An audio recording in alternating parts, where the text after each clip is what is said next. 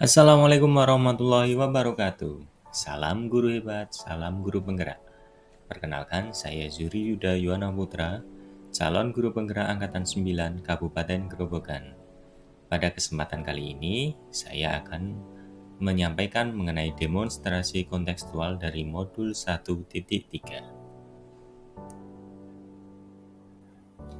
Pada demonstrasi kontekstual modul 1.3, di sini berisi mengenai visi dari guru-guru penggerak. Untuk merumuskan visi dari guru penggerak, dapat menggunakan pendekatan inquiry apresiatif. Pendekatan ini mengidentifikasi hal baik yang telah ada di sekolah dan mencari cara bagaimana hal tersebut dapat dipertahankan dan memunculkan strategi untuk mewujudkan perubahan ke arah yang lebih baik. Agar dapat menerapkan pendekatan inquiry apresiatif, maka langkah yang dapat dilakukan adalah dengan metode Bagja. Bagja terdiri dari buat pertanyaan utama, ambil pelajaran, gali mimpi, jabarkan rencana, dan atur eksekusi. Buat pertanyaan utama berisi pertanyaan-pertanyaan untuk menentukan arah penelusuran. Kemudian, ambil pelajaran. Ambil pelajaran dimaksudkan untuk memandu bagaimana pengalaman positif dari individu, kelompok, atau komunitas lain yang nantinya akan kita jadikan sebagai pembelajaran. Berikutnya adalah gali mimpi. Gali mimpi berupa narasi keadaan ideal jika prakarsa perubahan telah terwujud. Jabarkan rencana dapat mengidentifikasi tindakan-tindakan yang akan dilakukan. Untuk yang terakhir adalah atur eksekusi, di mana dapat membantu transformasi rencana menjadi nyata. Berikut ini adalah visi guru penggerak yang saya buat, adalah terwujudnya anak berkebutuhan khusus yang beriman kepada Tuhan Yang Maha Esa, kreatif, terampil, dan mandiri. Untuk mewujudkan visi saya tersebut, maka saya membuat prakarsa perubahan, yaitu mewujudkan anak berkebutuhan khusus yang terampil. Prakarsa perubahan yang telah saya buat, kemudian saya tuangkan ke dalam kanvas Bagja. Untuk yang pertama yaitu buat pertanyaan utama. Pertanyaannya adalah, bagaimana cara mewujudkan anak berkebutuhan khusus yang terampil?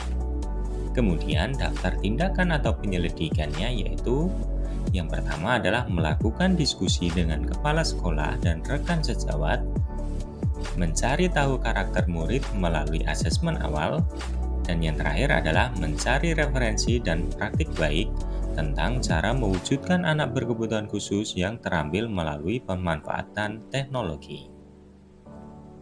Langkah yang kedua adalah ambil pelajaran.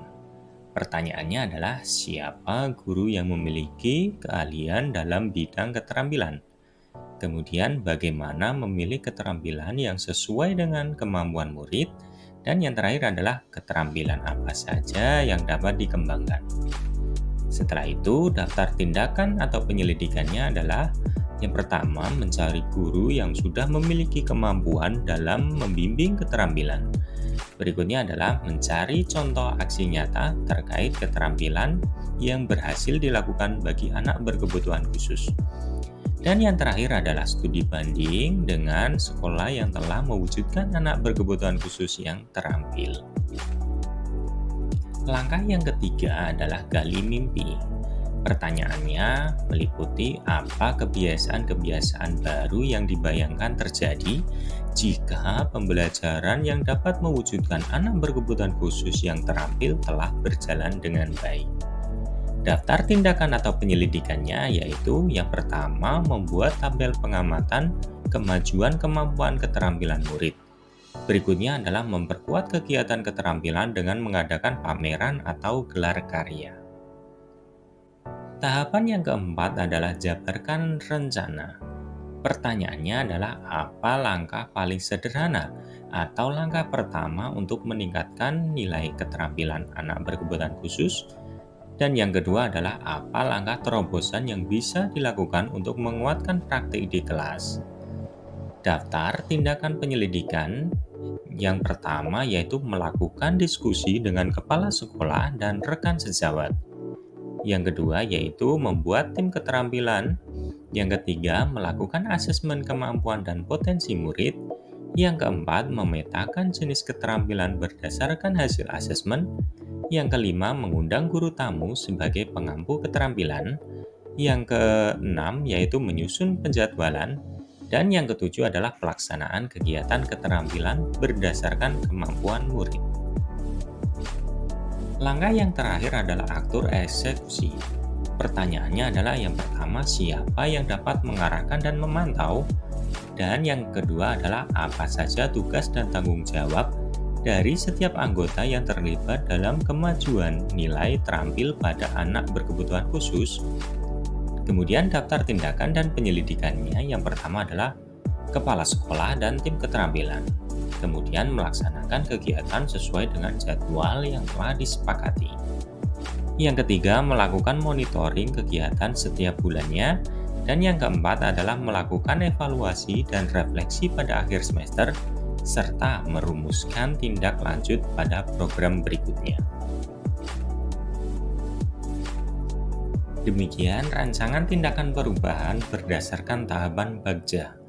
Semoga dapat membawa perubahan ke arah yang lebih baik dengan berpihak kepada murid. Terima kasih. Wassalamualaikum warahmatullahi wabarakatuh.